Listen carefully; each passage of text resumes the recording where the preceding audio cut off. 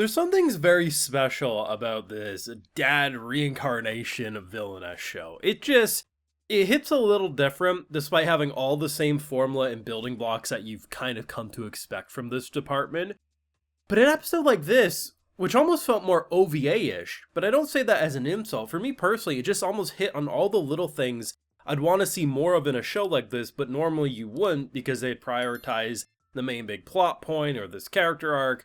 But finally diving more into the magic side of things, showing sides of the game I didn't think possible, like giant bone dinosaur creatures, like what the hell, okay, I kind of want to play this game now. But the biggest thing that really sells this show in an episode like this is the dad mode. We've seen a lot of shows. We've even had mature characters.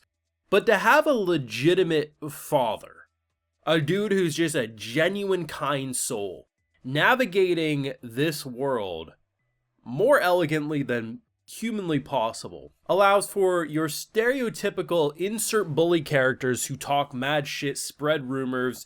You know, they're always going to be causing a ruckus because that's what these characters are designed. Pretty much ended up with the dad stern talking to / I'm proud of you for overcoming your differences, to the point that he's made them such a level of fangirl.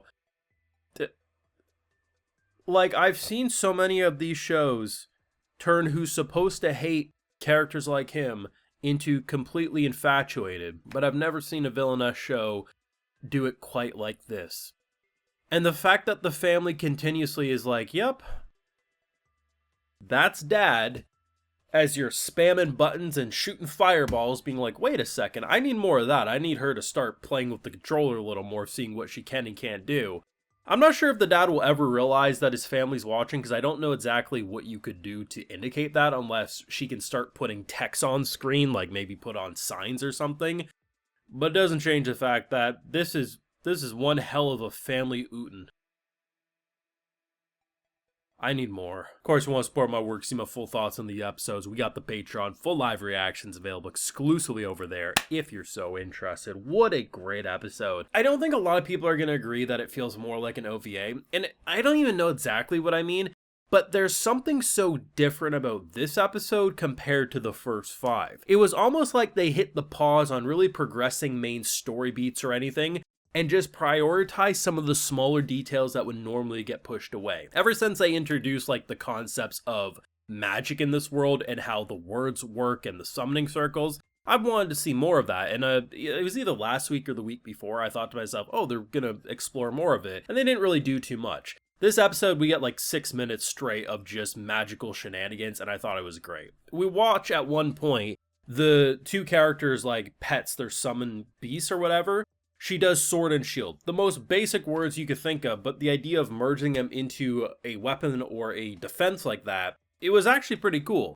The guy with the shield looked like he could have been pulled straight out of Power Rangers, so I thought that was fantastic. Don't give the main character from, Red Ranger in Another World any ideas, because it looked pretty much like something he would use. But it's really cool because, like, even the idea of how they start touching upon things like, oh, how they used to explain or come to the conclusion of what dinosaurs represented in terms of religion and stuff, even back in our own world. It's very similar how there's overlap in terms of this game world as well. Just really cool stuff there. And yeah, the big thing about this episode was that insert the cliche triple bullies, we're gonna spread rumors, but we're gonna pretend that we're on your side.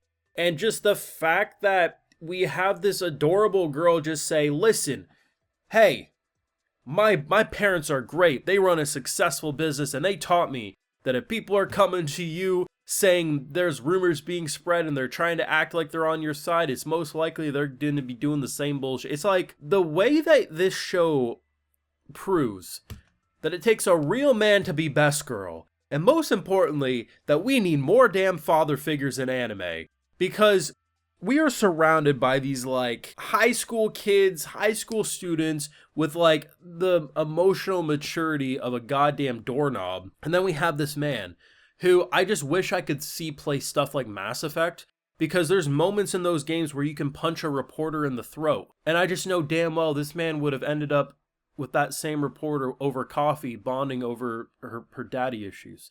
It's just, the show shouldn't be this good, but the more I watch, the more I realize this is like one of the most brilliant anime. And I don't know if I'm just going crazy, but it feels like the production's better. Like, as soon as the family was revealed to be aware of what's going on with this game, something about the production changed for me. Now, not drastically, but it, like, shifted. Just a little. Couple notches to the right. Because when the show first started, like, if I look at episode 1, to me it looked slightly below average or average for what you associate with an Otome game Villainess anime.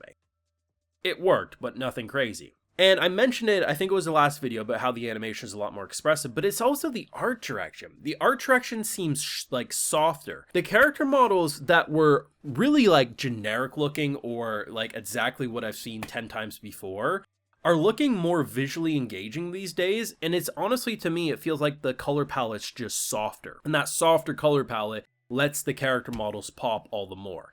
I don't know if it's just me, but like legitimately this show has been looking better and better like episode 3 onwards.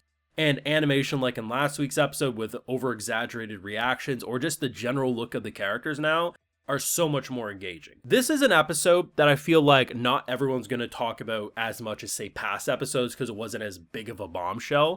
But for me, it continues to flex that these type of anime just hit different. And the fact that they're taking the time to explore the world building, to explore the power system. This is an Otome game Villainess show. They don't really need to go deep in terms of the mechanics of their magic. It's going to be probably not that relevant anyway. Oh no, but in the show it is. So we're going to continue to keep the interest on the summons and, you know, what they can do. The fact that he's learning what things can do on top of them playing the game at the same time and trying to figure out how they can help him. At some point in this show's run, there's going to be a door. There's going to be a light. Does he go through it? And if he does, he's going to be waking back up in his bed. And the crazy thing too is because they're all a bunch of collective weebs, when that happens, they're going to be talking about it over dinner like for the next 10 years, being like, oh my god, did you remember when I was in the game and I did this? Like, you couldn't have friends over because they think you guys are all lunatics, but for them they're gonna bond over it like it's the craziest and best thing ever, and I can't even say I blame them. The show's great. The show's 10 out of 10. I think it's really proven itself. Even when it started off very enjoyable, it really didn't need to do more than that, but it's just skyrocketed ever since. Not doing what I expected. It felt like a different type of episode, but the one that I exactly wanted to see. And honestly, man, it just proves. It really does. This show is proving something that I think the anime industry needs to hear. We want less emotionally immature characters and more emotionally mature characters, because dad mode literally is proving what anime fans want. And it isn't disgusting. We want the mature characters, damn it. Because look at the greatness we are witnessing. Let me know your thoughts down below. Leave a like if you enjoyed, subscribe if you're new around here, of course ring that bell, and like I mentioned, we got those full live reactions over on Patreon, and hey, while you're over there, I'll also give you a video shout out. So today we got John Phillip, C, Dennis Jensen, James Reinhardt, Jaden Connor, Abraham Valquitz, Duncan Godwin, and we also have FBI, so I appreciate the support, everyone. Please take care, you all have a good one.